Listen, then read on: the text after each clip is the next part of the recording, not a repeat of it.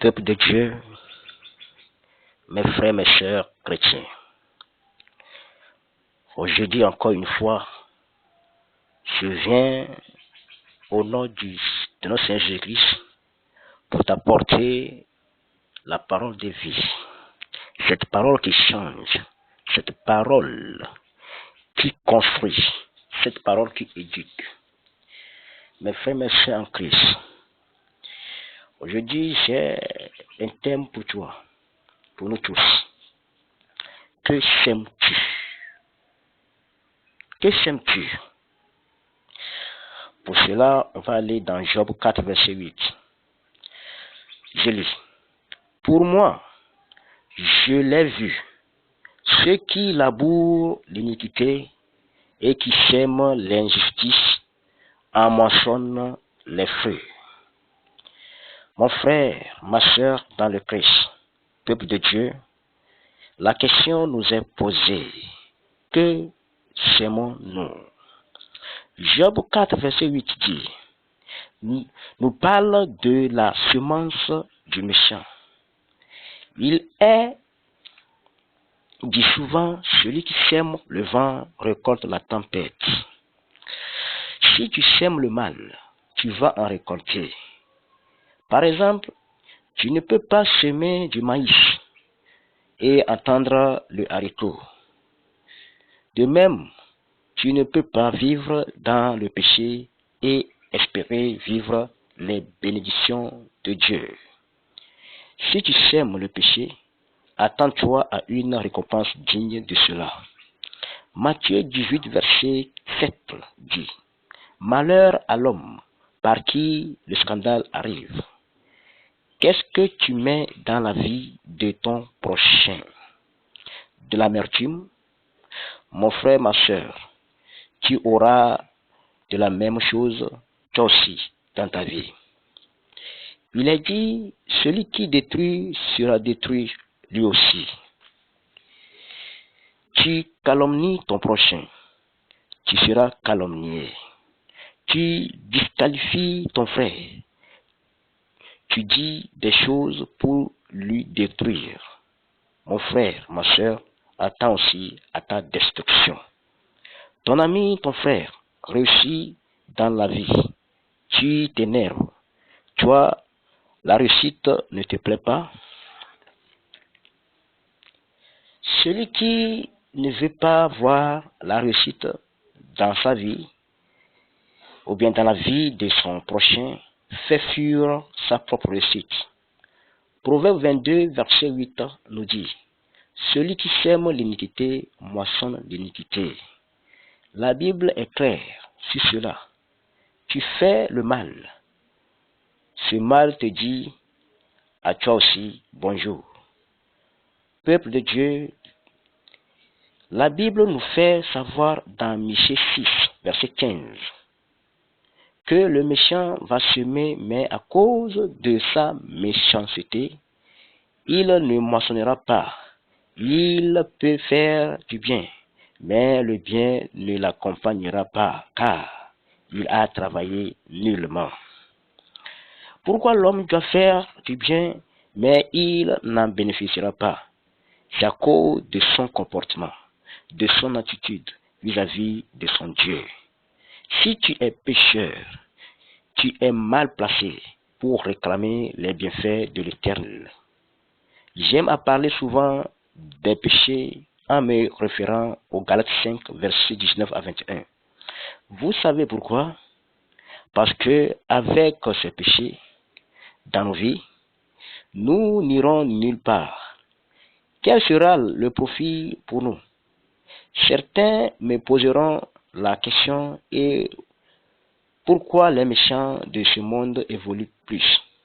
Et moi, je te répondrai d'aller lire Ecclésiaste 2, verset 26, là où il est dit que le pécheur peut amasser, mais la personne qui est agréable à Dieu qui en profitera. Quelle vanité! Ne sème pas le bien avec amertume. Ça veut dire quoi? Tu as fait du bien à quelqu'un. Par après, tu te dis, si je savais, je n'allais pas faire cela. Ou tu te dis, cette chose, c'est pour autre chose. Je voyais où avant de le faire. Un bienfait n'est jamais accompagné de l'amertume, mais plutôt de la joie. Dans Ésaïe 37, verset 30, il est dit, vous semerez, vous moissonnerez, vous planterez des vignes et vous en mangerez les fruits. Peuple de Dieu, la Bible dit qu'on doit planter pour que nous mangions les fruits.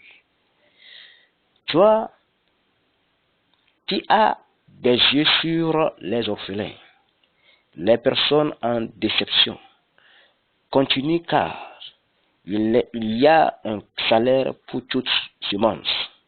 Ésaïe 1, verset 17. Toi qui tiens à cœur les dépenses de l'Église, continue. Que le bienfaiteur continue son œuvre. La récolte sera immense pour eux. Certaines personnes s'aiment beaucoup. Elles respectent toutes les ordonnances de Dieu, mais la récolte n'arrive pas au moment voulu. Naturellement, celui qui sème doit récolter au bien.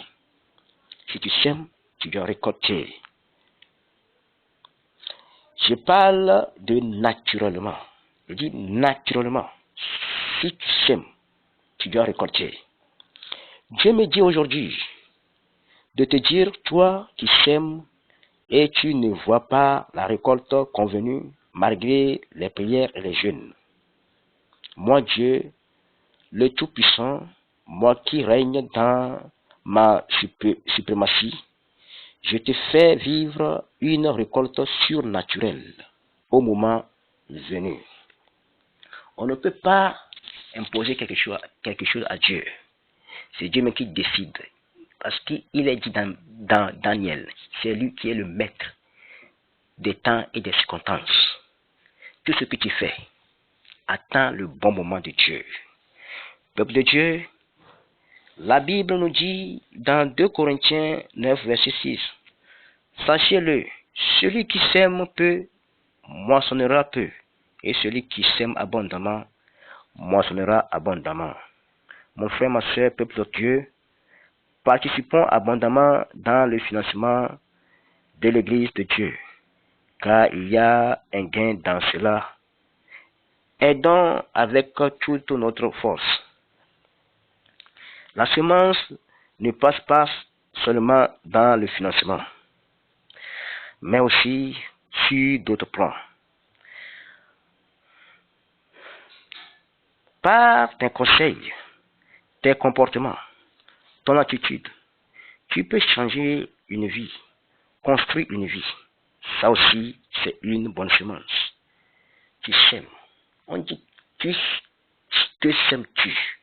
Par ton comportement, tu peux s'aimer quelque chose dans la vie de quelqu'un. La manière que cette personne te voit, tu te comportes en bonne et due forme comme un chrétien. Tu es en train de s'aimer quelque chose dans sa vie. Et cela va donner une récolte. La récolte est que sa vie aussi va changer. Et Dieu sera agréable. Et Dieu va t'applaudir. Et Dieu va te bénir. Alléluia. Que sèmes-tu? Toi-même, visualise ta vie et réponds à la question. Que Dieu nous bénisse abondamment. J'ai quelques requêtes pour vous, pour nous tous. Toi qui écoutes cet audio, dans ta maison, dans là où tu es, tu peux prier, tu peux faire cette prière. La première prière, demande à Dieu de te pardonner de toute mauvaise semence que tu avais semée dans la vie de quelqu'un. La deuxième requête, demande à Dieu de t'aider à partir d'aujourd'hui à faire de la bonne semence. Peuple de Dieu, c'était la voix de votre serviteur, votre frère, pasteur Jérémie. Je réponds sur WhatsApp au 00228 91 26 15 57. Je viens du Togo. Que Dieu vous bénisse. Shalom.